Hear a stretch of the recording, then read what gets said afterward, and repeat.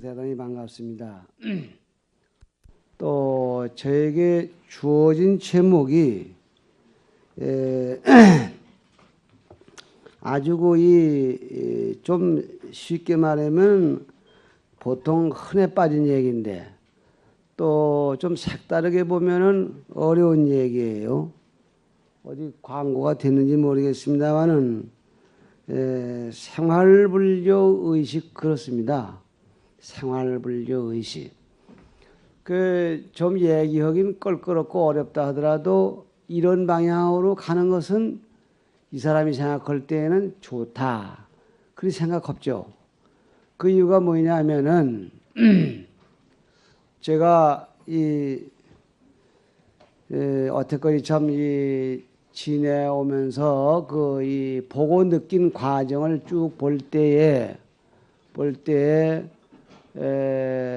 우선 요즘 시기가 그저 늘 헛얘기 또 사성제 육바라밀 또 그 얘기 또 하고가 아니라 실제로 이 불교 불제자들은 이만 정도에 왔으면 자신이 불제자라는 걸 확인할 수 있는, 그래서 이 귀로 통해 들은 것을 이 손발을 비벼서 한번 체험을 해보는 그 제2단계로 지금 들어가야 되지 않겠나 해서 제목은 참 썩 적절하게 이제 하는 골낸 것 같아요. 누가 올렸어요?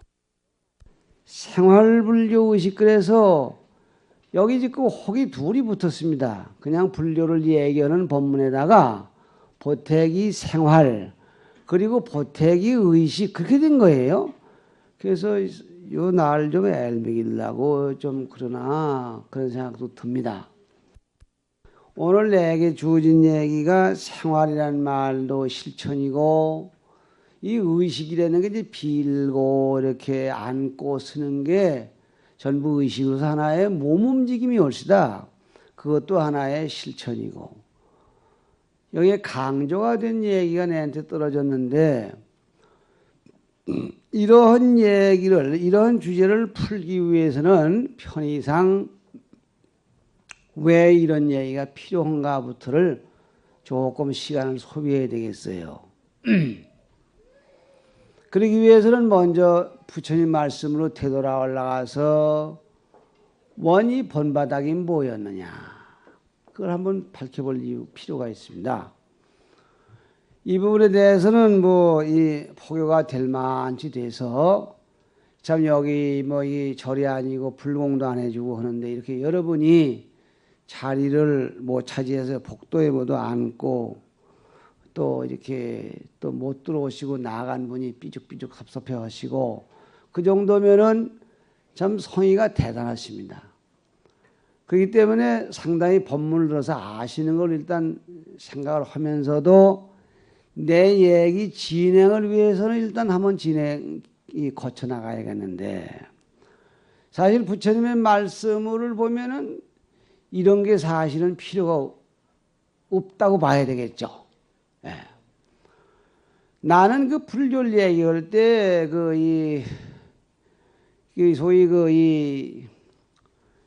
김어른이 이 특허품이라 이렇게 말합니다. 특허 등록은 아직 받는 데가 없지만은 내 나름대로 개발을 해서 이렇게 이제 상표를 붙여서 팔아먹는데 부처님 말씀을 얘기할 때 나는 여기 얘기 저기 얘기를 다 할 거 없이 여기 주변에 흔히 있는 얘기 부처님이 태어나실 때 요렇게 하고서 천상천하 유아 독존이라고 하셨던 말씀. 두 번째 도를 깨달으시고 나서 무릎을 탁 치시면서 참 장하고도 기이하구나. 일체 중생은 모두 나와 똑같은 부처 이것만 다 오직 망상 집착 때문에 그렇다는 사실을 모르고 있으니 애달구나. 내가 방편을 써서 그들로 하여금 스스로가 부처임을 알게 해 주리라. 이게 이제 사실 제2사자우 아닙니까? 태어날 때 하신 요런 쇼가 제1사자후고 두 번째 돌게도 허창하거나 이 두 번째 드라마가 이제 제2사자후래요. 아까 이 나요 있을 때 덕로 보신 스승님 사자후를 하셔서 뭐 이렇게 했는데 이 설법을 사자후라고 좀 높인 거지만 사자후는 뭡니까? 사자라는 건 짐승이고 후는 영각입니다. 영각. 하고 소리는 거. 황소도 영각하면 무섭잖아요. 사자 그 녀석은 자고 나면 그 못 넘어 버리장머리가 쭉 기지개를 치면서 한번 잘 잤다 한번 하게 되면 그만 골이 쩔쩔 울려가지고 만짐승이 잠에서 홀딱 깬답니다. 그러니까 사이렌 무슨 역할을 하는 거죠. 불자동차 역할을 하듯이. 그래서 모든 짐승의 잠을 깨줘요. 그래서 부처님 설법을 사자후라 그러죠. 이게 제2사자후고 돌아가실 때 하셨다는 얘기가 있어요. 돌아가실 때 부처님이 왜 돌아가십니까? 부처님이 도를 깨달아서 생로병사를 벗어났다고 하시더니 지금 돌아가시면 어떻게 됩니까? 이 말이야. 많은 백성들이 부처님은 도를 깨달아 생로병사를 벗어난 분이라고 이렇게 믿고 우리가 선전을 했는데 겨우겨우 보통 사람보다 조금 많게 80을 살다 돌아가시니 생로병사를 면했던 말이 거짓말이라고 해야 될지요? 아니면은 그때는 부처님이 도를 깨달았는데 중간에 뭘 잘못 잡수고 변했다고 해야 될지요? 아니면 부처님이 마음대로 해도 우리가 비기 싫어서 가시는 건지요? 이래가지고 원망이 터졌거든요. 이게 바로 열반부인데 그런 제자들을 부처님이 놓고 뭐라고 말씀하셨느냐 할 것 같으면은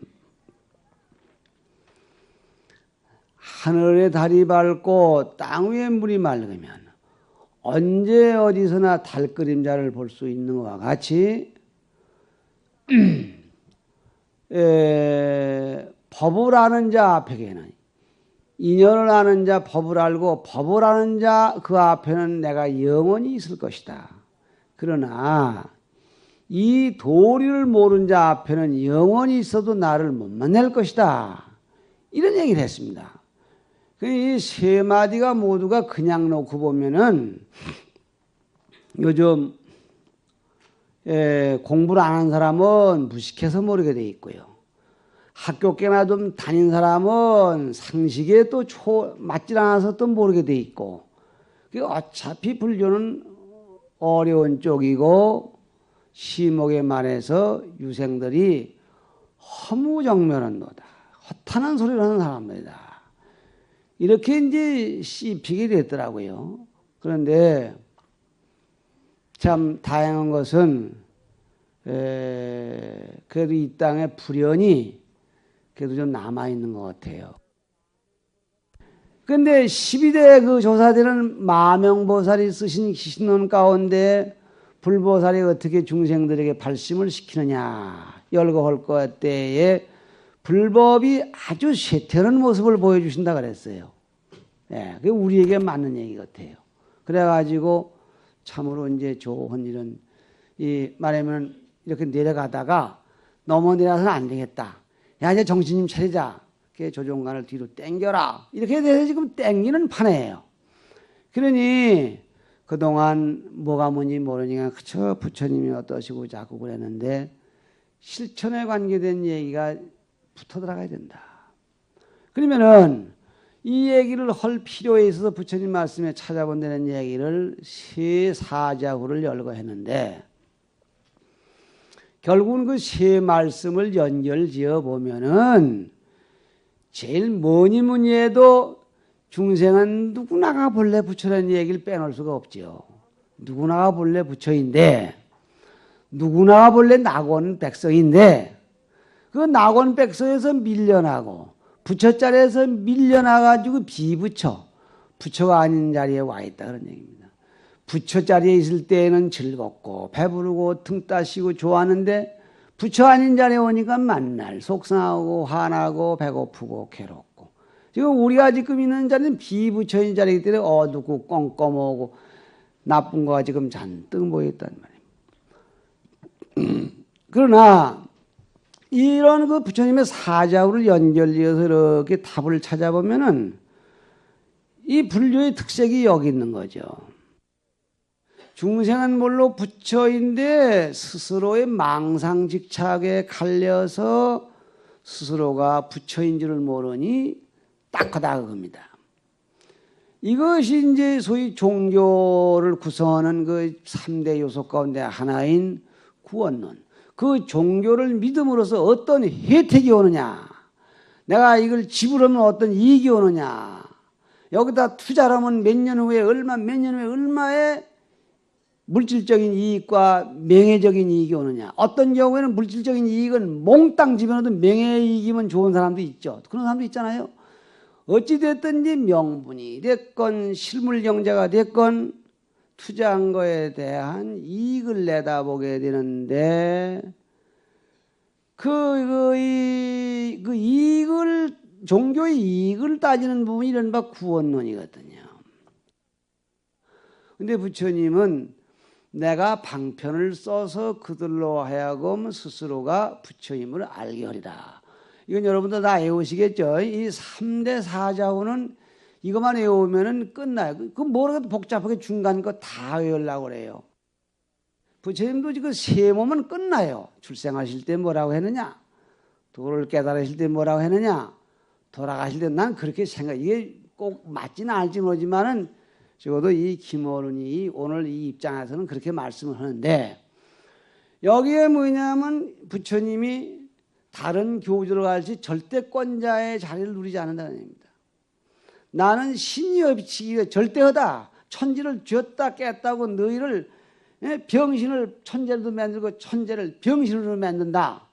이런 그야말로 전지전능한 힘을 가져야 되는데 부처님은 거기 부분이 달라. 내가 방편을 써서 본 마음은 본래 부처님을 알려주고 싶지만은 본래 부처를 속에다 놔두고 품 안에다가 보석을 놓고 거짓 짜는 그런 애들은 어떡하냐고 말이야. 근데 석가열의 부처는 고작해 뭐라고 말했냐면 나는 의사와 같아서 병에 따라 약을 모두 만들어 놓고 먹으라고 권하노니 내 말대로 먹는 자 병을 날 것이요 스스로 안 먹는 자 나도 어쩔 수 없다.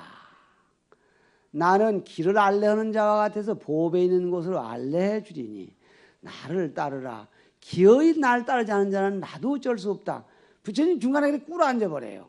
경에 꼭 그래요. 그래서 우리가 예불 할 때에도 삼계 도사가 있나요? 삼계 도사가 무슨 라라라라 해서 뭐 점치는 게 도사가 아니라 알레할 도자 스승사자 길 알레하는 분을 도사라 그립니다. 한자로요.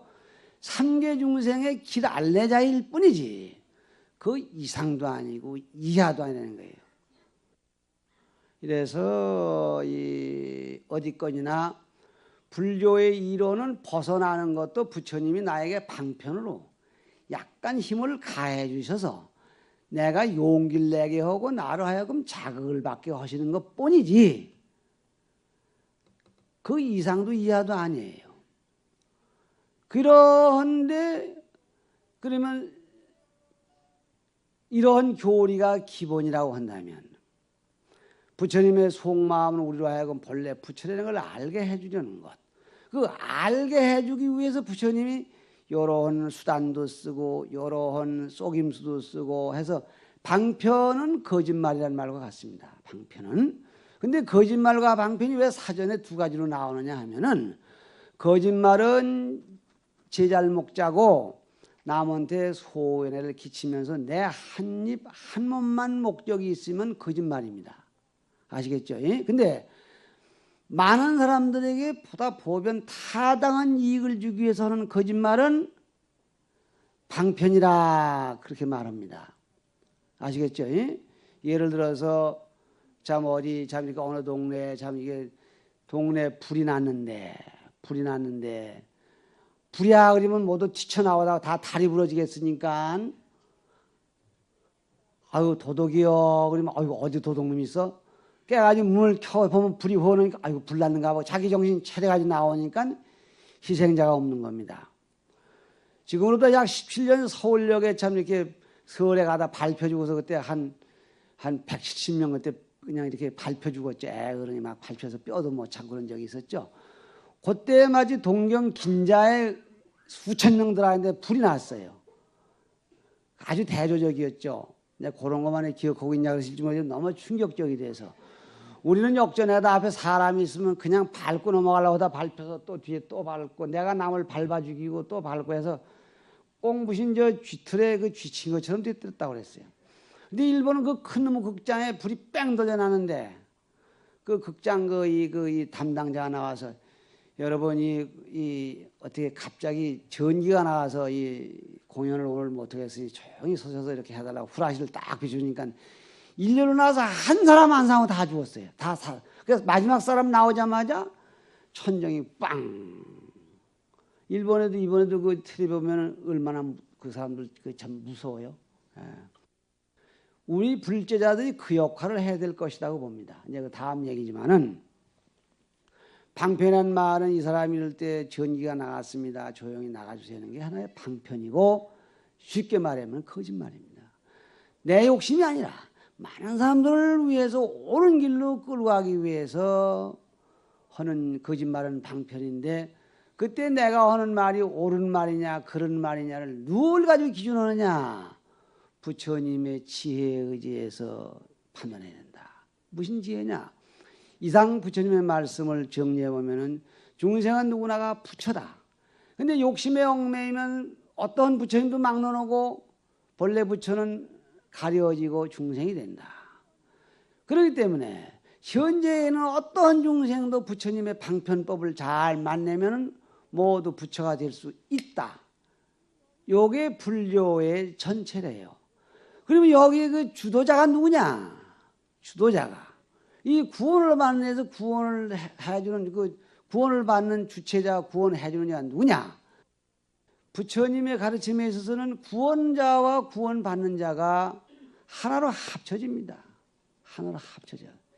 이 원리를 이런 것이 말씀으로 설명하려면 교리인데 말로 불교는 그렇고 내 마음에는 부처를 만나야 되고 만나면 나도 부처고 마음에는 부처님이 잊어버리면 중생이고 뱃속에 품 안에다 옥을 품고 깡통을 차고 다니는데 옥소리는 안 보이고 깡통 소리만 나는구나.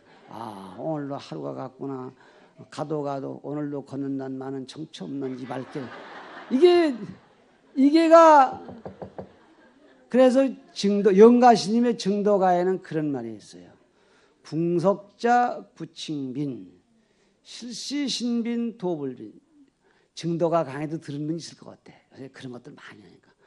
그러면 생활이라는 건 바로 그런 겁니다. 우리가 문제가 되는 것은 뭐냐면은 오늘날 우리 불교는 이게 참 귀족화됐다고 할까 그런 그 여파를 많이 가지고 있습니다. 내가 작년에 금강경 강화를 했는데 그때 많이 그 얘기를 했어요. 많이 그 얘기를 했는데 모든 것이 공하다. 그럼 모든 것이 공하니 어쩌라는 말이냐? 모든 것이 믿을 게 없고 허무하니 일도 하지 말고 돈도 벌지 말고 자식도 사랑하지 말고 남편도 내 던져버리고 그럼 어떡하자는 얘기냐 이 말이야. 세상이 하루아침에 망가지는데 세상이 공한 것으로 알고 세상이 공하니 허황된 욕심까지는 부릴 필요가 없다는 얘기입니다. 옳은 일에 욕심을 부리고 힘을 써도 모자라는데 왜 허황된 데다가 힘을 쓰느냐. 모든 것이 공하다는 얘기의 가르침의 본질이지. 모든 것이 공하니 다 그만둬라. 그래가지고 소극적으로 나가면 안 되지 않냐는 얘기예요. 마치 그런 것으로서 일상생활이 절에 와서 들으면 하고 절에 와서 할 때만 마음이 조용해지고 이 조용한 마음이 생활과 연결된 일이 그러다 보니까 자연이 없어졌습니다. 절에는 부처님 불법이 있고 세속에는 불법이 없고 유자와. 그러니까 우리가 불교 의식 그리면은 어디까지가 의식이고 어디서부터가 의식 아니냐. 그 있을 수가 없습니다. 교리가 그렇게 되어 있는 것을 마음으로 구현해 보려고 그리고 만내 보려고 하는 노력은 언어, 사유, 행동이 모두가 다 의식입니다. 그러니 뭘 어떻게 해야 될 것이냐. 구체적으로 그래서 이 기본적으로 몇 가지를 얘기를 하겠는데, 하나는 이 정진형입니다. 자기의 일과를 다지는 한 방법으로서 참선하는 거나 이런 거 일례로서 나 수행의 한 방법으로서 이 의식을 가지는 분이 가는 길이 있고, 또 한 가지는 기원의 형식으로 이 의식을 갖게 됩니다. 예를 들어서 배를 건너는데 배가 바람에 출랑거리면 아유 부처님 그저 이 배가 무사히 건너가게 해줍시사. 이 비는 것도 즉석에서 하는 의식이다 이게 지금. 예.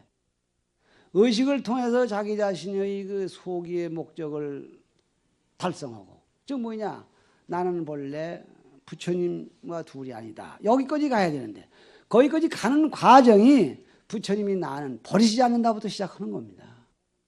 그 얘기를 이거 실기를 좀 해보려고 한 것은 못 해보고 그만 이제 저는 내려가야겠습니다만은 그저 이 평소에 생각했던 얘기를 이렇게 주원번한 것입니다.